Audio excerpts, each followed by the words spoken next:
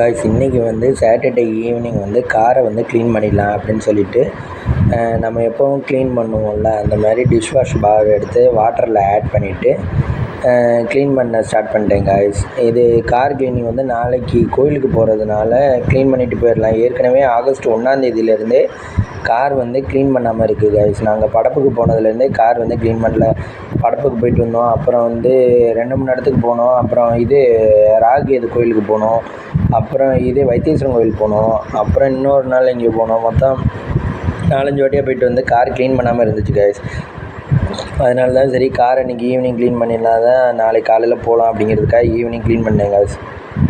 பார்த்திங்கன்னா உள்ளே எல்லாமே இந்த வைத்தீஸ்வரன் கோயில் போனப்போ நிறைய மண் அங்கங்கே நிறுத்தி ஏறி இறங்கி வந்தோமா, அதில் நிறைய மண் இருந்துச்சு. அது எல்லாமே ப்ளோயரை போட்டு க்ளீன் பண்ணிட்டேங்க. சுத்தமாக மண் எல்லாத்தையும் வாஷ் பண்ணி எடுத்தாச்சு. சீட்லலாம் ஸ்நாக்ஸ்லாம் கொட்டி இருந்துச்சு, அதையுமே ப்ளோயர் போட்டு நல்லா வாஷ் பண்ணி எடுத்துட்டேங்க. அப்புறம் வந்து இந்த சைடு டோரில் எல்லாமே டஸ்ட்டு நிறைய இருந்துச்சு. அப்புறம் அடியிலலாம் இந்த மலையில் வந்ததுனால கரை நிறைய இருந்துச்சு. அதுகளையும் அப்படியே நல்ல அந்த துணியில் நிறைய தண்ணியை வச்சு துடைச்சோம் அப்படின்னா அப்படியே க்ளீன் ஆகிடுச்சு காய்ஸ். அப்புறம் மிரர் எல்லாமே க்ளீன் பண்ணிட்டு, மிரரில் நிறைய டஸ்ட் இருந்துச்சு, அதையும் போட்டு அப்படியே க்ளீன் பண்ணிவிட்டு ஈவினிங் வந்து நாங்கள் வந்து தேங்காய் பழம் வாங்க போகணும் அப்படின்னு சொல்லியிருந்தாங்க காய்ஸ். நாளைக்கு கோயிலுக்கு போகிறதுக்காக அர்ச்சனை வாங்குறதுக்காக சொல்லியிருந்தாங்க. சரி அப்படின்னு சொல்லிட்டு நான் இப்போ வெளியேவும் காரை க்ளீன் பண்ணிவிட்டு அப்படியே உள்ளேயும் க்ளீன் பண்ணிட்டு அது பார்த்திங்கன்னா ஒரு 1.5 மணி நேரம் ஆயிடுச்சு காய்ஸ். வெளியே உள்ள ரெண்டும் க்ளீன் பண்ணுறதுக்கு 1.5 மணி நேரம் ஆயிடுச்சு. சரி காரை க்ளீன் பண்ணிவிட்டு வந்துடுறேன் அப்படின்னு சொல்லிட்டு நான் வந்து கடைக்கு போயிட்டேன் காய்ஸ். காரை க்ளீன் பண்ணிவிட்டு தான் கடைக்கு போனேன். போயிட்டு பொருள் வாங்கிட்டு வந்தோம் காய்ஸ்.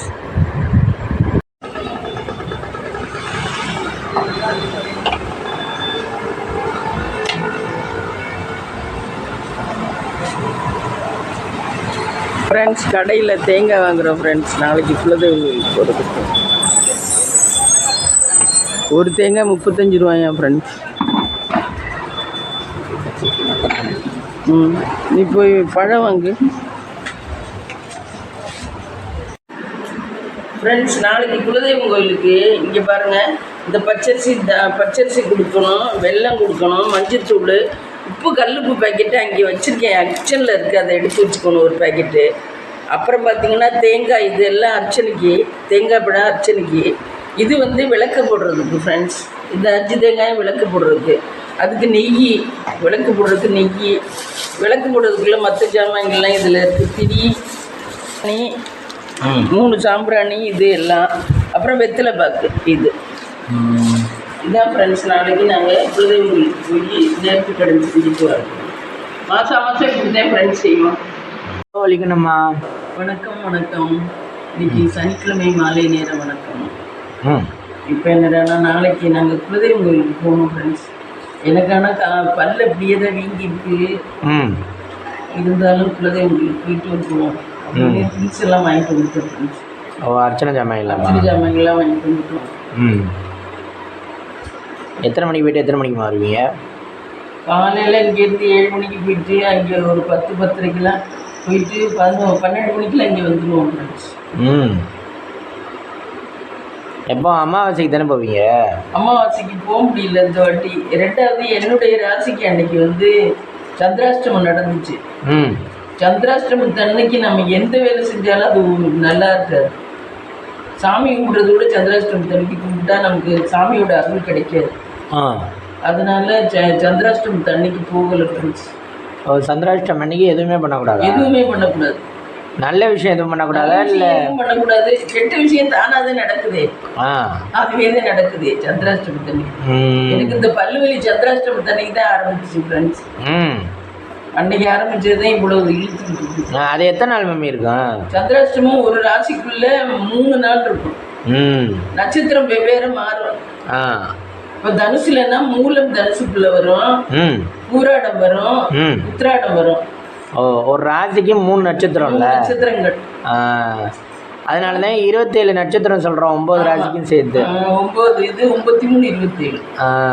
இது ராசி வந்து 9. ஆமா. அந்த 3 நாளே என்னை படுத்தி வச்சிருச்சு ஃப்ரெண்ட்ஸ். இப்போல்லாம் சந்திராஷ்டமத்து அன்னைக்கு முன்னாடி சின்ன வயசாக இருக்கையில் யாரோடையாவது சண்டை வரும். ம் நான் எதிர்பார்த்துருக்கவே மாட்டேன். அவங்க என்னை குத்தி பேசி அது மனசு காயப்படும். ம் சண்டைன்னா நான் சண்டை போட மாட்டேன், மனசு காயப்படும் என் மனசு. ம் இப்போ என்னடனா சந்திராஷ்டமம் தண்ணிக்கு நான் எங்கேயும் போகிறதில்ல, யாரையுமே பேசுறதில்ல, பார்க்கறதில்ல, இப்போ வீட்டோட தான் இருக்கேன். ம் அதனால இப்போ எனக்கு வந்து இப்போ உடம்பு பாதிக்குது.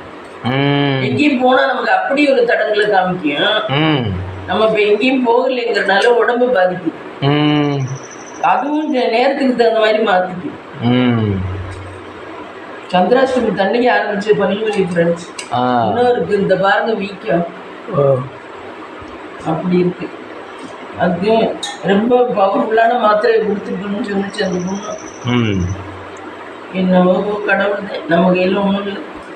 அப்புறம் டிவிகே மானோட அடுத்த அப்டேட் மம்மி தெரியல. ஆனால் பார்த்தீங்களா? விஜய் தான் வருவாருன்னு நினைக்கிறேன் ஃப்ரெண்ட்ஸ். விஜய் தான் எல்லாம் ஒரு அம்மா சொல்லியிருக்கு பேட்டியில், நான் பார்த்தேன். ம் விஜய் இப்போ ஓரளவு செய்வாருன்னு நினைக்கிறேன். அந்த அம்மா அப்படிதான் சொல்லிச்சு.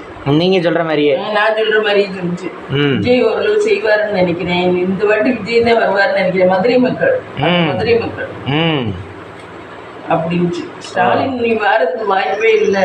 ஆ அவர் பொம்பளைகளுக்கு பஸ் ஃப்ரீயா விடுறேன்னு சொல்லிட்டு பஸ்காரங்க எவனும் நிறுத்த மாட்டேங்கிறீங்களா? ம் என்ன ஆ எவனுமே நிறுத்த மாட்டேங்கிறாங்களா பஸ் ஸ்டாப்பிங்லையா?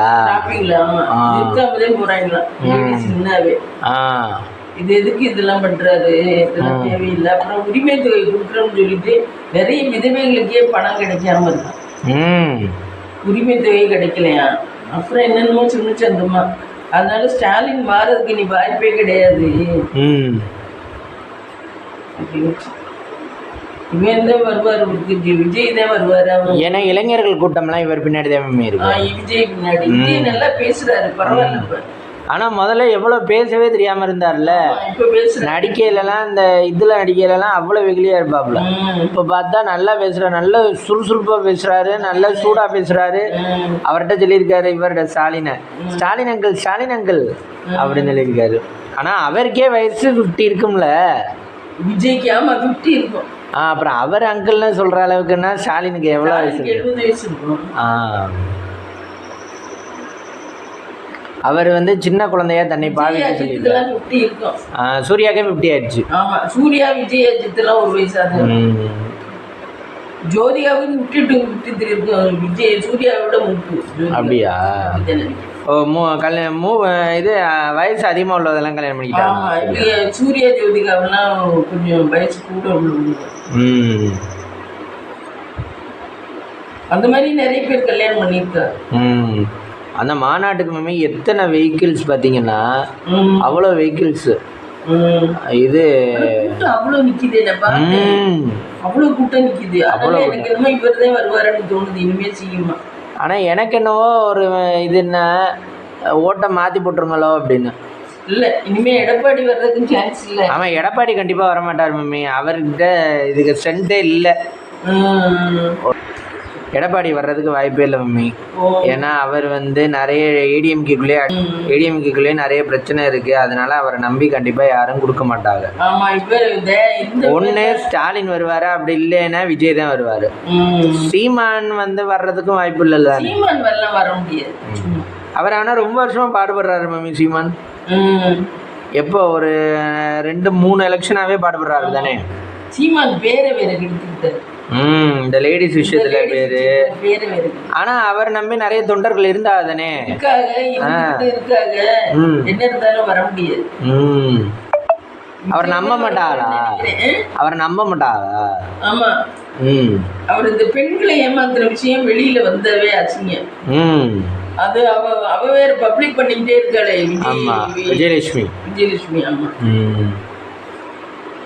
ஆனால் வந்து ஸ்டாலின் எல்லாமே பாத்திமா பிபி அதெல்லாம் சொன்னீங்க தானே, வெளியே வரல. ஆனால் இருந்துச்சு, எல்லாருக்கும். ஆனால் வந்து வெளியே வரல. சீமானுக்கு அவர் வந்து கொஞ்சம் அசிங்கமாக வெளியே கொண்டாந்துட்டார். வெளியே வராத அளவுக்கு மடக்கி போட்டுக்கணும். எல்லாருக்கும் இருக்கு, மனுஷன் தானே. எல்லாருக்கும் அந்த உணர்வுகள் எல்லாம் இருக்க தெரிஞ்சுங்க, மனுஷன் தான். ஆனா அது வெளியே வராத அளவுக்கு அவர் பணத்தை கொடுத்து தக்க வச்சிருக்கணும், அவளை நல்லா வச்சிருந்துருக்கணும். ஆமா ஆமா. அதனால அவரும் விஜய் எல்லாம் அதுலேயும் சுத்தமானவன். அந்த மாதிரி கேரக்டர்லாம் கிடையாது, நல்லவன். விஜய் எல்லாம் ஒரு சின்ன பிள்ளைய இது பதம் பார்த்தா இப்படி அந்த மாதிரி தான் அவன்லாம் நல்லவன். விஜய் அஜித்தும் அதே மாதிரி நல்லவன். ஆனா விஜய் எப்படி இவ்வளவு எக்ஸ்பீரியன்ஸா பேசுறாரு? எழுதி சொல்லி கொடுப்பாங்களா? நல்ல சூடா பேசுறாரு இல்லையா? ஒரு சில விஷயங்கள் ஸ்டேஜ்ல நம்மளே யோசிச்சு பேசுற மாதிரி இருக்கும் தானே. எவ்வளவு மக்கள் நீங்க யோசிச்சு பாருங்க. இப்ப நீங்க உங்களை ஸ்டேஜ்ல ஏத்தி விட்டா நம்ம பேசுவோமா? ஆத்தாடி என்ன இவ்வளவு கூட்டமா நிக்கிறாங்க அப்படின்னு பயம் வரும். அதுக்கப்புறம் பயம் இருக்காது, பயம் தெளிஞ்சு போயிடும். நம்மளே இருந்தாலும் நம்ம ஃபர்ஸ்ட் வீடியோ எடுக்கல பயமா தான். ஆமா ஆமா, அப்புறம் பேச பழகிடுச்சுல அதே மாதிரி. ஆனா நம்ம இப்ப வீடியோ வெளியே எடுக்கிறது கொஞ்சம் பயப்படுறோம் தானே, யாரும் திட்டி விடுவாள் இன்னொன்னு, அந்த பயம் இருக்கு. ஆனா வந்து பேசுறதுல பயம் இருக்காது. பயம் இருக்காது. எதுவுமே எக்ஸ்பீரியன்ஸ் தான் வாழ்க்கையே. எந்த வேலையா இருந்தாலும் சரி, எதா இருந்தாலும் எக்ஸ்பீரியன்ஸ். இப்போ டிரைவர் இவர் ஓட்டுறாருல, இது லாரி ஓட்டுறாருன்னு வச்சுக்கோங்க. அவருக்கு நல்லா ஏற்கனவே நான் ஓட்டிட்டேன், மலைகளெல்லாம் அங்கே இங்கெல்லாம் ஓட்டிருக்கேன் அப்படின்னா அவர் ஈஸியாக ஓட்டிட்டு போயிடுவார் தானே. புதுசாக ஓட்டுறவனு தான் ஆஹா அப்படின்னு பயப்படுவோம். அதே மாதிரி மேம் இந்த ஹில் ஸ்டேஷன்லலாம் நம்ம காரில் போனோம்னா காரை வந்து டேர்ன் பண்ணி வைக்கணுமா டயரை, ஃப்ரண்ட் டயரை ஹில் ஸ்டேஷனில். மலை ரோடு கோணலா வச்சாதே வண்டி இது திரும்பிக்கிட்டு இங்கிட்டு ஓடணும்ல, டயர் நேர தானே ஓடும். அப்போ டயரை திருப்பி தான் வைக்கணுமா, அதை மறக்காமல் நம்ம பண்ணணும். ஊட்டி கொடைக்கானல் எங்கேயா இருந்தாலும் எந்த ஹில் ஸ்டேஷன் போனாலும் டயரை நிப்பாட்டையில் கோணலா நிப்பாட்டணும். இப்போ வண்டியை நேர நிப்பாட்டினீங்கன்னா நேரவே ரிவர்ஸ் வந்துடும்ல. இப்போ கோணல் நிப்பாட்டினோம்னா வண்டி அங்கிட்டு இங்கிட்டு நகரும் மாறும், அந்த திருப்பி தெரியாதுல்ல. அது பரவாயில்ல. ஆனால் அதெல்லாம் கண்டுபிடிச்சிருக்கேன் இதில் வீடியோஸில் சொன்னாங்க, இப்போ தான் பார்த்தேன். அதே மாதிரி ட்ரிக்ஸ் நிறைய சொன்னாங்க.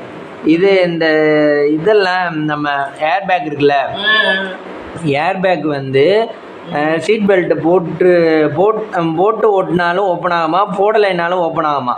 அதிகமான ஃபோர்ஸ் நம்ம வண்டி இருக்கு பாருங்க, நம்ம கார் வந்து போய் அதிகமாக போய் மோதுற போது ஏர் பேக்கு நம்ம சீட் பெல்ட் போடலைனாலும் அதுவே ஓப்பன் ஆயிருமா. ஆனால் வந்து சீட் பெல்ட் போட்டிருந்தோம்னா ஏர் பேக்னால வர்ற இது வந்து நம்மளுக்கு கம்மியாக இருக்குமா. ஸ்டேரிங்கு ஏர் பேக்னால வர்ற இது பாதிப்பு வந்து கம்மியாக இருக்குமா. ஏர் பேக் திடீர்னு விரியையில் இதில் ஏர் பேக் வந்து நம்ம நெஞ்சுக்கிட்ட தான் இருக்குமா மம்மி, திடீர்னு விரியுமா. இப்போ வந்து பலூன் ஏர் பேக் எமர்ஜென்சிக்கு வரும்ல, ஓப்பன் ஆகுதுன்னு சொல்கிறோம்ல ஏர் பேக், அது இப்போ நம்மளுக்கு வந்து ஸ்டேரிங் கிட்ட தான் இருக்கும். அதே மாதிரி உங்களுக்கும் நீங்கள் உட்காந்துருக்க இடத்துக்கு பக்கத்தில் தான் இருக்கும். நம்ம நெஞ்சுக்கிட்ட தான் ஓப்பன் ஆகும். நம்ம நெஞ்சை பாதுகாத்துட்டோம்னா நம்ம முழு பாடியவும் பாதுகாத்து தரலாம் அப்படிங்கிறதான் கான்செப்ட். இப்போ வந்து நம்ம அதனால தான் ஸ்டேரிங் வந்து நம்ம நெஞ்சுக்கிட்ட தான் இருக்கு, நம்ம மூஞ்சிக்கிட்ட இருக்காது. ஏன்னா ஸ்டேரிங் வந்து கொஞ்சம் கீழே தானே குமிச்சு ஓட்டுறோம், நம்ம தலையை கீழே குமிச்சிக்க முடியும், மேலே ஏற்றிக்க முடியும். அப்படி இருக்கனால ஏர் பேக்கும் வந்து அந்த நம்ம நெஞ்சுக்கிட்ட தான் வச்சிருக்க மாதிரி தான் வச்சிருப்பாங்க. இப்போ வந்து ஃபாஸ்ட்டாக போய் மோதையில் ஏர் பேக் அதுவே ஓப்பன் ஆகி பலூன் மாதிரி காற்று வந்துடும். ஓப்பன் ஆகையிலே காற்று ஆட்டோமேட்டிக்காக இறங்குற மாதிரி வச்சுருக்காங்க. இறங்குற மாதிரி வச்சோடனே நம்ம தலானி இருக்குல்ல, தலானியை கொண்டு எவ்வளோ ஃபோர்ஸாக அடித்தாலும் நம்ம நெஞ்சுக்கிட்ட வச்சோம்னா நம்மளால் பாதிக்காது. அந்த தலானி தான் ஏர் பேக். ஏர் பேக்கை தலானியை வச்சுக்க முடியாதுங்கிறனால உள்ளே அமுக்கி வைக்கிறான், அதை ஏர் பேக்கா. அதுதான் அதோட விஷயமே. அப்படியே ஆப்போசிட்ல இருக்கவங்களும் அப்படிதான். அப்ப நம்ம ஃபோர்ஸா அடிக்கிற போது தலானி இருக்கனால நம்ம காப்பாத்திக்க முடியும். அது ஸ்பீட் பெல்ட் போடாட்டி காப்பாத்திடுமா? போடாட்டி அதுவே சில நேரத்துல சென்ஸ் பண்ணிடும் வண்டியே. இப்ப நம்ம வந்து ரொம்ப இக்கட்டான சூழ்நிலை, இப்ப இந்த மாதிரி டேர்ன் பண்ணையில திருப்புறேன்னு வச்சுக்கோங்க, அதுவே சில நேரம் கத்தும். சென்சார் இருக்கு, கிகி கிகி அப்படின்னு கத்தும். அதாவது இடிக்க போறீங்கன்னு கத்தும். அதெல்லாம் நம்ம சென்ஸ் பண்ணி ஓட்டினோம்னா கரெக்டா ஓட்டிடலாம். ஆனா இதெல்லாம் ஆச்சரியம் தானே. அம்பாசிடர்ல எல்லாம் இது இருந்திருக்கு இல்ல மேம், சென்சார். அதே மாதிரி இன்னொன்று போட்டிருந்தாங்க அந்த காலத்துல வந்து அம்பாசிடர் இருக்குல்ல, அது வந்து போய் மோதுனா மோதுறவங்களுக்கு தான் எஃபெக்ட் ஆகும், வண்டிக்கு பாதிப்பு வராது. அது வந்து மெட்டல் நல்ல கனமான மெட்டல்ல பண்ணிருக்காங்க அந்த காலத்துல வந்த வண்டிகள் எல்லாமே. இப்ப வர்றது எல்லாமே பம்பர் வந்து வளைகிற மாதிரி பண்ணிருக்காங்க. இப்ப நம்ம கார் வந்து இடிச்சோம்னா காருக்கு டேமேஜ் ஆகிற மாதிரி. தேர்ட் பார்ட்டியாக இப்போ உன்னைய வந்து கார் யாரோ வந்து இடிக்குதுன்னு வச்சுக்குவோம், உள்ளுக்கு இருக்கவங்களுக்கு அடிப்படும், வெளியே இருக்கவங்களுக்கு அவ்வளோதான் அடிபடாத அளவுக்கு இது ரெடி பண்ணியிருக்காங்க காரு. லேஸாக பிளாஸ்டிக்லேயே லேஸ் மாதிரி அந்த மாதிரி ரெடி பண்ணி வச்சுருக்கனால இப்போ நம்ம ஃபாஸ்ட்டாக போய் ஒரு ஆளை இடித்தாலும் அவங்க உயிருக்கு பாதிப்பு வராது. அவங்க காலோ கையோ அடிபடுமே தவிர உயிருக்கு பாதிப்பு வராது. அதில் போய் இடிச்சிங்கன்னா, அம்பாசிடரில் போய் ஃபாஸ்ட்டாக போய் இடிச்சிங்கன்னா உயிரே தூக்கி போட்டுரும் அப்படிங்கிறது. அது கனமாக இருக்கும், ஆனால் அது வண்டி வந்து சேஃப்டியாக இருக்கும். இது வண்டி வச்சுருக்கவங்களுக்கு கிராச் ஆகும், உடையும், பம்பர் வளையும் அப்படிங்கிற மாதிரி. எல்லாமே இப்போ கனமாக இருக்கிறது எல்லாமே லேசாக ஒன்றாவது டைம். அதுதான் இங்கே மெயின் விஷயம். அப்புறம் யாரோட வீடியோ பார்த்தீங்க? அப்புறம் யாரோட வீடியோ பார்த்தோம், தருண் சுந்தர் தான் அந்த பிள்ளைய வச்சு போட்டுருந்துச்சு. சின்ன பிள்ளையவா? அதுக்கு பேர்லாம் வச்சுட்டாளா மம்மி? ஆமாம், தர்ஷிகாவும் பொம்பளை பிள்ளை என்ன? அதுக்கு எத்தனை? 2 பையலுக்கு ஒரு பொண்ணா? ஒரு குட்டி. அது ஆப்பிரிக்காவிலேருந்து ஒருத்தர் ஸ்நாக்ஸ் சாப்பிட காசு இல்லைன்னு அந்த பயலுக்கு ஸ்நாக்ஸ் கேட்டு அழுதாங்களா. உடனே ஆப்பிரிக்காவிலையும் இங்கே இருக்கவங்க பார்த்தா அவருக்கு அந்த வீடியோ. உடனே அது விட்டு ஜிபே நம்பருக்கு 200 ரூபா விட்டுவிட்டு கேக் வாங்கிட்டு உடனே 200 ரூபா விட்டுருக்க. அது நிறைய அந்த மாதிரி வாங்குது. அது கொஞ்சம் இதுவாக இருக்காதா மேமே? அல்பத்தனமாக இருக்காதா இவங்க ஸ்நாக்ஸ் அப்படி கொடுக்குறது? அது இதுன்னு தெரியல. அந்த மாதிரி தான் அம்மா கைப்பக்குவம் வாங்கினாங்க, இப்போதான் அதை நிறுத்திருக்காங்க. அம்மா இப்போ கைப்பக்குவமா அவள் 25 ரூபா கொடுத்தாலும் வாங்கிக்குவேன். அவ்வளவு செல்ஃபிஷாக இருப்பா. கௌரவம்லாம் பார்க்க மாட்டான். அப்புறம் சாயந்தரம் எங்கே போனீங்க? சாயந்தரம் எங்கேயும் போகல, கார் தொடச்சேன் ஃப்ரெண்ட்ஸ். இன்னைக்கு ரொம்ப நாள் ஆச்சு. நாங்கள் ஆகஸ்ட் 1 அன்னைக்கு படப்புக்கு போயிட்டு வந்ததுலேருந்து துடைக்கல. இன்னைக்கு தான் ரொம்ப அழுக்காக இருந்துச்சு. மலையில் வேறு வண்டி எடுத்துகிட்டு போய் சகதியாக இருந்துச்சு. இன்னைக்கு தான் தொடச்சேன் ஃப்ரெண்ட்ஸ். இன்னைக்கு தான் தொடச்சி ஏதோ கொஞ்சம் இதுவாக இருந்துச்சு. இன்னைக்கு நான் ஒன்றும் செய்யலை, ரொம்ப எனக்கு பல்லு வெளியினாலும் ஒன்றும் செய்யலை. தக்காளி சாதம் போட்டேன் மத்தியானம், போட்டுட்டு இப்போ நாளைக்கு சமைக்கலாம்ட்டு காய்கறி. பல்லு வலிக்கு என்னமோ ஸ்கேன் எடுக்கிறாங்க, பண்ணுறாங்க, சொல்கிறாங்க, என்ன விட்டுன்னு. அதை எப்போ எடுக்கலாம்னு இருக்கீங்க? பார்ப்போம். கடவுளே சரியாயிடணும் இதுலன்னு நினைக்கிறேன் நான். இந்த மாத்திரையிலே சரியாயிடும். இப்போ மாத்திரை போடுறதுனால உங்களுக்கு வலி குறையுதா? லைட்டாக குறையுது, ஆனால் பேசக்கூடாது. பேசாமல் இருக்கணும். பேசுறதுனால வலி வந்துடும்.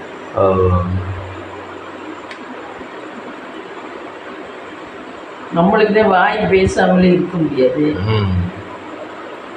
ஆனால் தாவேக்கா வந்து தமிழக வெற்றி கழகம் வந்து 2 மாநாடு நடத்திட்டாரு மம்மி. ஆனால் விஜயோட சேரலாம். விஜய் நல்லவர். அது உறுப்பினர் கூட சேரலாம். ஆமாம், அவங்க உறுப்பினரோட சேரலாம். இது இன்னொன்று நினைச்சேன், கமலோட சோழபதிமா மையம் சேர்ந்தேன். விஜயோட சேர வந்து மக்கள் நீதி மையம்னு வச்சிருந்தாருல்ல மம்மி அவர். ஆனால் எல்லா நடிகரும் ஆரம்பிச்சிட்டாங்கல்ல மம்மி. ரஜினி ஆரம்பிச்சிருந்தாரு, ஆரம்பிக்கிறோம்னு சொல்லிட்டு இருந்தாரு. இங்கே கட்சியெல்லாம் ஆரம்பிக்கல. அப்புறம் கமல் ஆரம்பிச்சிருந்தாரு. ஆனா ஆரம்பிச்சிருந்தாரு, இன்னுமே இருக்கு மக்கள் இது. ஆனா அதெல்லாம் வராது. கமல்லாம் வராது. அப்புறம் ரஜினி வந்திருந்து மக்கள் அவனை தூக்கி வச்சிருந்துச்சுன்னா அவ்வளவுதான். அவன் ஒன்றும் நல்லதெல்லாம் செய்ய மாட்டேன். அதுக்கு விஜயாவது பரவாயில்ல. விஜய் வந்து அவர் போக்குல பண்ண விட்டோம்னா நல்லா பண்ணிடுவாரு. அடுத்தவங்க பேச்சு கேட்டாருன்னா கெட்டு பிடிச்சு விடாது. இப்போ ஒரு சிலர் வந்து அடுத்தவங்க என்ன சொன்னாலும் மாற மாட்டாங்கல்ல இல்லையா? இல்லை, அதை அனுசரிச்சு தான் ஆகணும். இல்லைன்னா அவங்களே போட்டு தள்ளிடுவாங்க இருக்கவங்க. ஆமாம், கூட இருக்கவங்களே. இன்னைக்கு இருக்கிற உலகம், ஒரு இடத்துல நீ வேலைக்கு போனீங்கனாலும் அவன் ஒருத்தன் இதை எடுத்துக்கலாம், நம்ம எல்லாரும் பங்கு வச்சுக்கணும்னு சொன்னா நம்ம ஒரு ஆள் இல்லைப்பா நான் முதலாளிக்கு துரோகம் பண்ண மாட்டேன் அப்படின்னு சொன்னீங்கன்னா ஒன்னையே போட்டு விட்டுருவாங்க. அப்போ நம்மளும் 10 பேரோட 11 பேரை எல்லாத்துலேயும் சேர்ற மாரி தான் இருந்தீங்கன்னாதே வாழ முடியும். இல்லைன்னாக்கா ஒன்னையே கெட்ட பேர் அங்கேயே தூக்கி விட்டு அவங்க சௌரியமா இருப்பேன். அப்படிதான் உலகம் இருக்கு. அதனால விஜய் இதுல எல்லாம் ஒண்ணும் பண்ண முடியாது. அப்புறம் அவரு அதுல தலைமை பொறுப்பு ஏத்துக்கிட்டாருன்னா அப்புறம் அதான் செஞ்சாரு. ஆமா ஆமா. இப்போ அதனாலதான் நிறைய கட்சி தலைவர்கள் வந்து சொல்றது இது வாங்குறாங்க. தலைவர்கள் ஓரளவு நல்லவங்களா தான் இருக்காங்க. இந்த பக்கத்துல அடுத்து எம்பி சீட்டு அது இதுன்னு வர்றாங்க. அவங்க பண்ற குழப்படிதான். அவங்க பணம் எடுத்துக்கணும். அதுக்கு என்ன பண்றது? அதுக்கு இந்த இவனை மாத்திர அதே போச்சு. இவருடைய கொள்கையை மாத்திட்டு மக்கள் பணத்தை தானே எடுக்கிறோம். உனக்கு என்ன வந்துச்சு அப்படிம்பாங்க. நீயா பணம் கொடுக்குற? மக்கள் பணத்தை தானே நீ தர போற. அப்படிங்கல. அப்புறம் சரி நமக்கு இவன் வேணும். எனக்கு இப்ப நீ வேணும்னா நீ சொல்றது நான் கேட்பேன்ல. ஆமா என்ன பண்றது? பெத்த பிள்ளையாச்சு கேட்க தானே வேண்டியதா இருக்கு. அவங்க பெத்த பிள்ளை மாதிரி தானே கூட இருக்கவங்களுமே. அப்புறம் அப்படிதான் போகுது. அப்படிதான் கெட்டு போகுது உலகம். நல்லவனா கூட இருக்காங்க உலகத்துல. ஒருத்தரோட ஒருத்தர் சேர்ந்து கெட்டுறதுதான் நிறைய. நல்லவனை கூட மாத்திடுறாங்க. ஆமா, நல்லவனை கூட மாத்திடுறாங்க. நல்லவனா இருந்தா பருப்பு வேக மாட்டேங்குது. சரி, நல்லவங்கள்லாம் சேர முடியாதுல்ல மம்மி? சேர மாட்டாங்க. சேரவும் முடியாது. எப்படியா இருந்தாலும் கெட்டவனுக்குள்ள போய் தான் ஆகணும். அதுதான் வாழ்க்கையோட நீதி. கடவுள் அப்படிதான் படைச்சிருக்காரு. கடவுளுக்கு அங்க வேலை இல்லாம போயிடும். வெறும் நல்லவனா சேர்ந்துட்டா அப்புறம் கடவுளுக்கு கணக்குறதுக்கே வேலை இல்லை. அதனாலதான் கடவுள் பாக்குறாரு நல்லவனும் கெட்டவனும் இருக்கணும். கெட்டவங்க வாழணும். அப்ப நல்லவனும் கெட்டவன் ஆயிடுவேன். அவன் கணக்குல நம்ம இப்படி ஏத்திக்கலாம் பேலன்ஸ். என்ன ஆமா அப்படின்னு கடவுளுக்கு அப்புறம் போர் அடிச்சு போயிடும்ல. அவருக்கும் வேலை வேணும்ல. நீ வேலைக்கு போனாதானே எனக்கு பொழுது கொடுக்குற. அதே மாதிரி அவருக்கும். அதனாலதான் வாழ்க்கை சக்கரம் இப்படி ஓடிட்டு. அதனால நம்ம மனசாட்சிக்கு நியாயம்னு எது படுதோ அதை செஞ்சுட்டு போயிட்டே இருக்க வேண்டியதான். எதையும் பாக்குறதுக்கெல்லாம் வழியே இல்லை. முடிஞ்ச வரைக்கும் அடுத்தவங்களுக்கு பாவம் செய்யாம, அடுத்தவங்களுக்கு துரோகம் பண்ணாம, நம்மளால முடிஞ்சா நல்லது செய்யணும். இல்லைனாக்கா அடுத்தவங்களுக்கு துரோகம் பண்ணாம நம்ம வாழ்ந்துட்டு போறது எவ்வளவு நல்லது. ஆனா அப்படிதான் இருக்கணும்னு நினைக்கிறோமே. ஆனா துரோகம் பண்ண வைக்கிறாங்களே இல்லையா? துரோகம் பண்ண வச்சாலும் நம்ம அதை செய்யக்கூடாது. நம்ம ஒதுங்கி வந்துட வேண்டியது. அவாய்ட் பண்ண முடியும்னா ஒதுங்கி வந்துடணும். இதே வேலைக்கு இருக்க இடத்துல எல்லாம் அவாய்ட் பண்ண முடியலன்னா அப்புறம் எய்த்து கேட்டுதான் ஆகணும். ஆமா, வேற வழி இல்லை. எய்த்து கேட்கலனால அவருக்கு ஒன்றும் தெரியாதுன்னு நினைச்சு ரொம்ப பண்ணுவாங்க. கேட்குற இடத்துல கேட்கணும். ஆமா, பெத்த பிள்ளைகிட்ட காலத்துல ரொம்ப சுதாரணமா பழக வேண்டியதா இருக்கு. பெத்த பிள்ளைகளுக்கு கல்யாணம் ஆயிடுச்சுனாவே, கல்யாணம் ஆகி அதுக்கு தனியே வந்துருச்சுனாவே நம்ம ரொம்ப சுதாரணமா இருக்க வேண்டியதா. ஆம்பளை பிள்ளையாட்டும் பொம்பளை பிள்ளையாட்டும் நம்ம கொஞ்சம் நல்ல ஒரு கிரிட்டிக்கலான ஒரு இதுல இருந்தாதான் சண்டை இல்லாம பிரச்சனை இல்லாம ஓட்டலாம். இல்ல நம்ம நீதி நியாயம் நேர்மைன்னு நினைச்சு பேசணும்னா சண்டை வந்து மாட்டிடும். அதனால கொஞ்சம் வாழ்க்கையே கொஞ்சம் டஃப்பா தான்.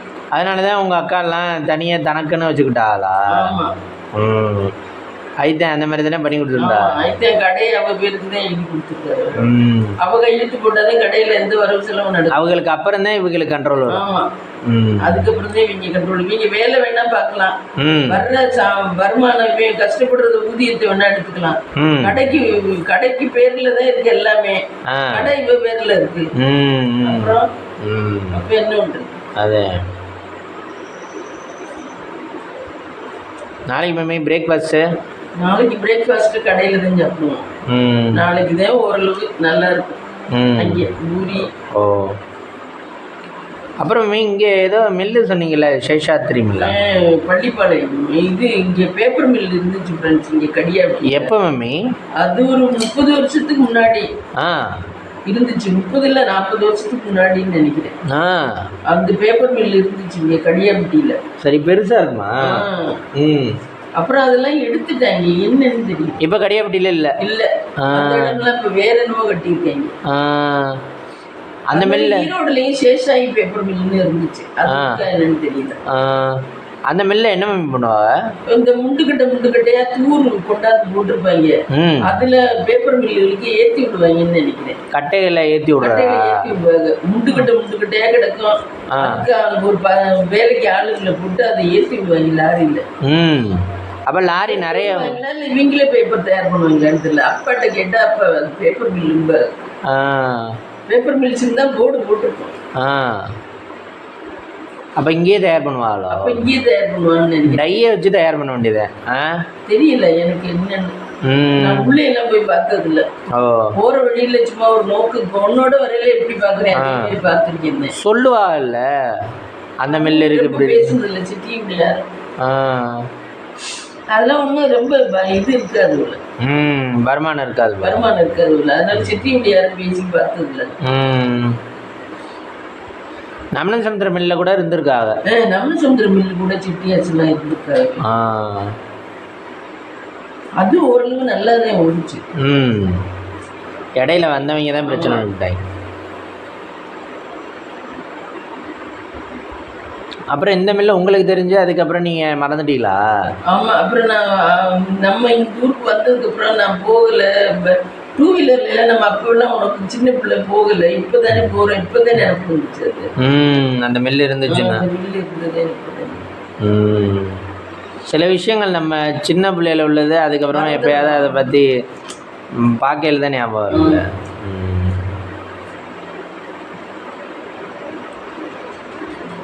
இந்த ஸ்கூல்லலாம் இது வைக்கிறா, ரீயூனியன் வைக்கிறாள் மம்மி. கேரளாலாம் ரீயூனியன் வைப்பாளா? ரீயூனியன் வைக்கிறாங்க. கேரளாலாம் ரீயூனியன் வச்சா நீங்கள் போவீங்களா? நம்ம இங்கே இருக்கும்னு அட்ரஸ் தெரியாதுல்ல, நமக்கு தெரிவிச்சா தானே நமக்கும் தெரியும். ஆனால் எல்லா ஸ்கூல்லையும் முக்கால்வாசி ரீயூனியன் வைக்கிறா.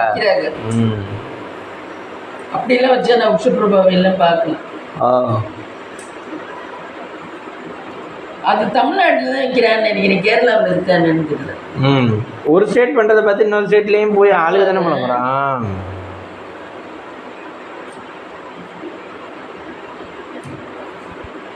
அது இது குழப்ப பார்த்து அது வாழ்க்கையை பார்த்து போயிட்டு இருக்க வேண்டியது. ஆனால் ரீயூனியனுங்கிறது ஒரு ஹாப்பினஸ் தானே. ஆமாம். நான் இங்கே இப்போ இருக்கேன், என் பையன் இப்படி இருக்கேன், என் பொண்ணு இப்படி இருக்கு, இந்த எங்கள் குடும்பம் இப்படி விரிஞ்சிருச்சு. அப்போ நம்ம சின்ன பிள்ளையார்களை இப்படி இருந்தால் ஸ்கூல் படிக்கையில ரெட்டை ஜடை போட்டுக்கிட்டு அப்படி இப்படி சின்ன பிள்ளையார்களாம் ஒன்றுமே தெரியாத மாதிரி இருக்கு. நல்லா இருந்திருக்கும். ஒவ்வொரு பிள்ளையும் பெரிய சின்ன வயசுல நல்லா சூட்டிக்கா நல்லா இருக்கு, வாழ்க்கை கெட்டு போயிருக்கோம். ஒன்றும் இல்லை, இந்த பேசுறாள் ஒரு முஸ்லீம் சுல்தானா அவங்களோட படிக்கல. அந்த ஃபர்ஸ்ட் மார்க் வாங்கின ஒண்ணு இப்ப எங்க இருக்குன்னே தெரியாது அட்ரஸ். என்ன 10th + 2 இப்ப இவெல்லாம் அப்ப வந்து ஒரு 2 சப்ஜெக்ட் ஃபெயில் ஆகிதான் வருவாங்களா என்ன. ஆனா இப்ப இவங்களோட பேரு ஊர் உலகம் பூரா தெரியுது. எல்லா இடத்துலயும் பேசுறதுக்கு கூப்பிடுறாங்க. அப்படி பேரு வெளிநாடு எல்லாம் போய் பேசுறாங்க. எல்லா நாடும் பேச்சு திறமை தைரியமா பேசுறா பாருங்க. ஆமா, அம்மா ஆனா ரொம்ப கஷ்டப்பட்டு தைரியம் ஊட்டி வளர்த்தனாலதான் நான் இன்னைக்கு இந்த அளவு இருக்கேன். எங்க அம்மா எதா இருந்தாலும் நீயே நீந்தி கத்துக்கோ அப்படின்னு சொல்லி விட்டுருவாங்க. ஒண்ணுக்கும் துணை வர மாட்டாங்க, விட்டுருவாங்க. டீச்சர்கிட்ட போய் வாசல்லே சொல்லுவாங்களாம், என் மகன் நீங்க இந்த கணக்கு போடலாம் அவளை நல்லா செம்மையா அடிங்க அப்படின்னு சொல்லிட்டு வருவாங்க. இது ஸ்கூல் விட்டு வந்த உடனே ஏமா நீ அப்படி வந்து சொன்னா நீ அப்பதான் நீ அடங்குவே, நான் சொன்னா நீ கேட்க மாட்ட அப்படின்னு. இந்த ஸ்கூல் விட்டு வந்தோடனே கோவமா கேட்குமா, நீ ஏமா ஸ்கூல்ல வந்து இந்த மாதிரி எல்லாம் சொல்ற அப்படின்னு. அப்படியெல்லாம் என்னை வளர்த்தனாலதான் நான் இந்த அளவுக்கு ஒரு பேச்சாளர் வந்தேன். கான்ஃபிடென்ட்டா தன்னோட ஃபீல்டுல வந்து சக்சஸ் பண்ண முடியுது. எங்க அம்மாவெல்லாம் எனக்கு ஏவே கேட்க மாட்டாங்க. இப்போ எல்லாருமே மம்மி கோபிநாத்தோ கஷ்டமான ஃபேமிலியிலேருந்து போனவர் தான். இப்போ ஈரோடு மகேஷோ கஷ்டமான ஃபேமிலியிலேருந்து. அம்மா டெஃப்பு, ஆனால் அவங்க டெஃப்புங்கிறது கூட எங்களுக்கு தெரியாமல் தான் வளர்த்தாங்க அப்படின்றாரு அவர். பர்வீன் சுல்தானாவும் அப்படிதான். ஆனால் எல்லாருமே கஷ்டப்பட்டு முன்னேறினால தான் அவங்களுக்கு அந்த அருமை தெரியுது மம்மி. இப்போ யாருமே பிறந்த உடனே ரிச்சிலேருந்து வந்தேன் அப்படிங்கிற மாதிரி ஒருத்தர் போகிறாங்க. அப்போ அப்படிதான் வந்ததுல கொஞ்சம் நல்லா இருக்குது. வந்து இப்போ விஜய் சூர்யா விஜய் இவங்கெல்லாம் கொஞ்சம் அந்த ஃபேமிலிலே. ஆனால் அவங்க இண்டிவிஜுவலாக தனக்காக ஒர்க் பண்ணியிருக்காங்க. ஆனால் இருந்தாலும் வந்து ஃபேமிலி வந்து முன்ன இருக்க ஃபேமிலியும் நல்ல வசதி தான் அந்த மாதிரி. அதுலேயே அவங்க சுகமாக படுத்துக்கிட்டு தின்றுக்கணும், மாற்றிக்கிட்டு நம்மளுக்கு கரியர் வேணும், நம்மளுக்கு வந்து நம்ம ஆர்டர் பண்ணணும் அப்படின்னு. விஜய்க்குமே அப்பா சந்திரசேகர், அம்மா கதை எழுதுறாரு, நல்ல இதெல்லாம் எழுதுறாரு சந்திரசேகர். ஷோபாவா கதையில எழுதுவாங்களா? டைரக்ஷனா? ஆமா. அப்ப அந்த அளவுக்கு நாலேஜா தான் இருப்பாங்களா? சோபச்சந்திர ஆனால் இப்போ வந்து சும்மா இந்த நார்மல் லேடி மாதிரி வயசாயிடுச்சுனால ஒரு மாதிரி இருக்கு. இல்லை மேமி, இப்போ நார்மல் லேடி இந்த ஒருத்தர் இருப்பாள் எனக்கு ஒன்றும் தெரியாதுன்ற மாதிரி. அப்படி இருக்காங்க. இல்ல சோபா சந்திரசேகர் நல்ல திறமையானவங்க. பரவாயில்ல. அதனாலதான் ஒத்துழைக்கல அவருக்கு, உடம்புமே அவங்களுக்கு. இப்போ என்னவோ மேக்கப் போட்டுக்கிட்டு வர்றாங்க, வாங்க பார்ப்போங்கப்பான்னு பேசுறாங்க. அப்போ அந்த அளவுக்கு நாலேஜா இருக்கா இல்லையா? அப்ப சோபா சந்திரசேகர் டிரெக்டர் வசனம் தான் போடுவாங்க நிறைய படங்கள். சோபா சந்திரசேகர்னா அவர் சந்திரசேகர் தானே? சந்திரசேகர் அம்மா பேர் சோபா. அப்ப கதை வந்து அப்பா எழுதுவாரா அம்மா எழுதுவா? அம்மாதே. அம்மாதே கதை எழுது.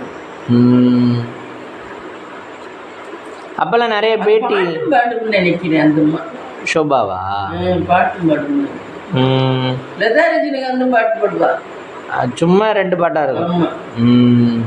ஏதோ ஒரு படத்துல பாடியிருக்காரு.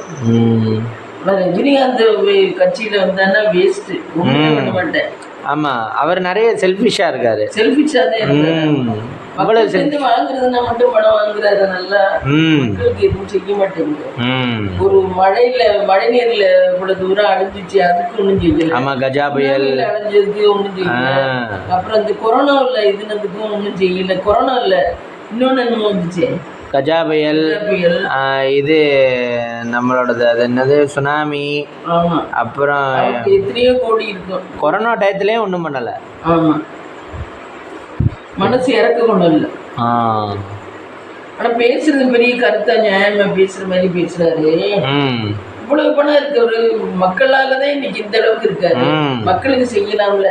இது யூடியூப்ல இப்ப சம்பாதிக்கிறவங்க நிறைய பேரு வீடுலாம் நிறைய செய்யறாங்க. மாசத்துக்கு ஒரு ஃபேமிலிக்கு 10,000 ரூபாய்க்கு ஹெல்ப் பண்றாரு. யாரு? இந்த சாந்தா 10,000 ரூபாய்க்கு உனக்கு இப்ப ஏதாவது ஃப்ரிட்ஜ் வேணுமா, அதுக்கு ஒரு 15,000 போட்டு ஃப்ரிட்ஜ் வாங்கி கொடுத்துறாங்க நீ தொழில் நடத்தணும்னா. அப்படி ஒவ்வொரு குடும்பத்துக்கும் மாசத்துக்கு படி செய்யறாங்க. அந்த மாதிரி தொழிலே முன்னேற்றி விடுறாங்க. நம்மளே டெய்லி கொடுத்துக்கிட்டு இருக்க முடியாது. பால் பாக்கெட் வாங்கி வச்சு இதை வச்சு சேல்ஸ் பண்ணுங்க கடையில. ஃப்ரிட்ஜ் இல்லையா, நாங்க வாங்கி தரோம். அப்படி எல்லாம் பண்றாங்க. அப்படி எல்லாம் ஒண்ணு செய்யலாம்ல ரஜினிட்டு இருக்க பணத்துக்கு. என்ன சாகில கொண்டாவ போறாரு. அர்ஜுன் அந்த வானவில் படத்துல அப்படித்தானே பண்ணுவேன். ட்ரெயின்ல வந்து ஒரு பையன் வந்து இது வித்துக்கிட்டு இருப்பேன். அப்ப வந்து இந்தாடா இது வந்து உன்னோட லாபம், இப்ப நீ போய் 10 புக்கை வாங்குடா, இந்த லாபத்துல இருந்து 10 புக்கை வாங்கி நீ வெயிடா, இதுதான் உன்னோட உழைப்பு, இதுக்கு தான் நீ கிடைச்சது. ஆமா, அந்த மாதிரி தான் வழிவகுத்து டெய்லி கொடுத்துக்கிட்டே இருக்க முடியாது ஒருத்தர். ஆமா, அது அந்த மாதிரி கொடுத்துக்கிட்டே இருந்தோம்னா அவங்க வாங்கி சமைச்சுக்கலாம், வாங்கி சாப்பிட்டுக்கலாம். கண்டு போயிடுவா. பின்னாடி நீங்க கொடுக்காத அன்னைக்கு அவங்களுடைய கஷ்டமா போயிடும். இது உழைப்பை கற்றுக் கொடுத்துட்டோம்னா எந்த காலத்துலயும் என்னால வர முடியும் அப்படின்ற மாதிரி வந்துடும். ரஜினி எல்லாம் அந்த மாதிரி செய்யலாம். தொழில் இல்லாதவங்க இப்பவே ராகவால ஆரம்பிச்சு ரொம்ப புண்ணியம் பண்றேன்ப்பா போட்டிருக்கேன். யாரும் எனக்கு வந்து ஹெல்ப் பண்ண வேண்டாம். எனக்கு நான் இப்போ ஒரு வருஷத்துக்கு 3 படம் நடிக்கிறேன். ஒரு வருஷத்துக்கு 3 படம் நடிக்கிறேன். எனக்கு பணம் வேணுங்கிற அளவு வருது. நானே நிறைய இதே சிகிச்சை பண்றேன் நான் பிள்ளைகளுக்கு. அது இல்லாம நிறைய கை கால் இந்த மாதிரி உள்ள பிள்ளைகள் எல்லாம் வச்சுக்கிட்டது 60 பிள்ளைகளை வச்சு நடத்துறான். ஆசிரமம் மாதிரி 60 பிள்ளைய. இதே ஆபரேஷன் வேற 50-60 பண்றாங்க. அப்படி என்கிட்ட போதுமான பணம் இருக்கு. அதனால நீங்க யாரும் டொனேட் பண்றவங்க, பணம் டொனேட் பண்றவங்க எனக்கு நேரடியா பண்ண வேண்டாம், உங்க வீட்டுல பக்கத்துல இருக்கிற யாருக்காவது கொடுங்க. அந்த மாதிரி கஷ்டப்படுறவங்களுக்கு அப்படி நீங்க நேரடியா கொடுக்க முடியலன்னா என் மூலமா நான் சொல்றவங்களுக்கு நீங்க செய்யுங்க. எனக்கு நேரடியா வேண்டாம், எனக்கிட்டே போதுமான அந்த மனசு யாருக்கு வரும்? ஆமா, ராகவா லாரன்ஸ் எல்லாம் நல்லா பண்றேன்ப்பா. அவள தெய்வத்துல பாதியா இருக்கேன், நல்லா புண்ணியம் சேர்க்கிறேன். ஆமா, இப்போ நம்மளால ஒருத்தவங்களுக்கு ஹெல்ப் பண்ண முடிஞ்சா நல்லதை பண்ணலாம். ஆனா வந்து ரஜினி எல்லாம் பண்றது சௌரியத்தை அனுபவிக்கிறது. ஆமா, அந்த சௌகத்தை மற்றவங்களும் அனுபவிக்கட்டும். அவங்களுக்கு உடல்நலம் இல்லாதவங்களுக்கு நம்ம கொடுத்து அனுபவிச்சா அது என்னத்துக்கு? ஆமா, நான் இப்ப என்கிட்ட வசதி இருந்தா நான் உண்மையில அப்படித்தான் செய்யணும்னு நினைப்பேன். நம்ம மனசுக்கு அவ்வளவு திருப்தியா இருக்கும் அவங்களுக்கு செஞ்சுட்டமேனு. மன திருப்தி வந்து நம்ம குடுக்கறதுல இருக்க மாதிரி வரவே வராது, நம்ம வாங்குறதுல வரவே வராது. மன திருப்தி வாங்குறது வேதனையோட தான் வாங்குற மாதிரி இருக்கு. நம்ம வேணாம்னு சொல்றோம், நீ தரல, நீ செய்யல, நீ பண்ணலன்னு சொல்றோம். ஆனா அதுலயும் 1000 காயங்களோட தான் அந்த கேட்கிறோம். ஒருத்தர் கேட்கறதுங்கிறது கூலி குறிதான் கேட்கணும். என்ன இதே நம்ம கொடுக்கும்போது இந்த அப்படின்னு ஒரு இதுவா கொடுக்குறோம்ல, அதுல இருக்க ஒரு இது பாசிட்டிவ் இதுல இருக்காது. நம்ம கொடுக்கறதுல இருக்கு ஒரு திருப்தி, வாங்குறது போது நமக்கு இருக்காது. அது கொஞ்சம் மனசுக்கு கஷ்டமாவே இருக்கும். ஏன்னா நம்ம தேவைகள் வேணா பூர்த்தி ஆகுறதுனால அது என்னைக்கு இருந்தாலும் நம்மளுக்கு குத்திக்கிட்டே தான் இருக்கும். நம்ம காசுல பண்ணிக்கலையே, நம்ம காசுல பண்ணிக்கல. அதாவது மனசு நல்லா இருக்கு உங்களுக்கு, வாங்கியே பழக்கப்பட்டு சாப்பிட்டு நீ என்ன செஞ்சான்னு கேட்கறவங்களுக்கு அது அவங்களுக்கு சரியா வேணா போகலாம். மனசாட்சி உள்ளவங்க, நியாயமா உள்ளவங்களுக்கு கொடுக்கறதுல இருக்க திருப்தி வாங்குறதுல இருக்காது. அதனால கொடுக்கறதுக்கு தான் நம்ம இது செய்யணும். நம்மளுக்கு ஓரளவு வந்துருச்சுன்னா அடுத்தவங்களுக்கு எதுவும் ஹெல்ப் பண்ணலாம். இப்போ ஹெல்ப் பண்ணிக்கிட்டே இருந்தா நம்மளுக்கு நிறைய நல்லது நடக்கும். கடவுளுடைய கணக்குல நம்மளுடைய புண்ணியம் ஏறி போயிடும். அட இங்க நடக்குதோ இல்லையோ, நம்மளுடைய கர்மா கணக்குல நமக்கு புண்ணியம் ஏறி போயிடும். அடுத்த ஜென்மத்திலயும் நம்ம நல்லா இருப்போம். இந்த ஜென்மத்துல நம்ம பண்ணோம்னா கர்மா கணக்குல ஏறிடும். மற்றபடி மற்ற கிரெடிட்ல ஏறுதோ இல்லையோ, கர்மா கணக்குல ஏறிடும். நீ இந்த பிள்ளைக்கு இந்த மாதிரி உதவி செஞ்சிருக்க, அதுக்காக உனக்கு இந்த ஜென்மத்துல இது ஆனா நீ பாவம் செஞ்சினா அந்த பாவ கணக்கும் ஏறும். கெட்டதும் செய்யக்கூடாது. கெட்டதும் ஏறும். ஒரு நாளைக்கு ஒரு வாட்டி நம்ம யாரும் பார்க்கலன்னு நினைக்க கூடாது. கடவுள் ஒருத்தர் நம்மளை பார்த்துக்கிட்டு தான் இருக்காரு, நம்ம செய்யல. அதனாலதான் யாருக்கும் நம்ம கெட்டது செய்யக்கூடாது, இதுங்க கூடாது. நம்ம வழியை பார்த்து போயிட்டு இருக்கணும். முடிஞ்சா நல்லது செய்யணும், இல்லையா நம்ம வாட்டுக்கு நம்ம வேலையை பார்த்துட்டு என்னால முடியலப்பா அப்படின்னு சொல்லிட்டு விடணும் அப்படின்னு இருக்க வேண்டியது. ராகவா லாரன்ஸ்க்குலாம் ரொம்ப புண்ணியம் போய் அடுத்த ஜென்மத்துலாம் ரொம்ப புண்ணியம். ரஜினிகாந்த் எல்லாம் வேஸ்ட். ஆமா, எதுவுமே பண்ணல. அவனுக்கு பொண்டாட்டி விட மாட்டான்னு நினைக்கிறேன். அவன் கூட ஓரளவு நல்ல வந்தேன். அவன் லெதர் ரஜினிகாந்த் விட மாட்டான். ஸ்கூல்ல வேலை பார்க்குறவங்களுக்கே சம்பளம் கொடுக்க மாட்டான். நிறைய இதுலயுமே ஸ்கூல்ல வேலை பார்க்குறவங்களுமே சம்பளமே கொடுக்க மாட்டாங்களாம்டா.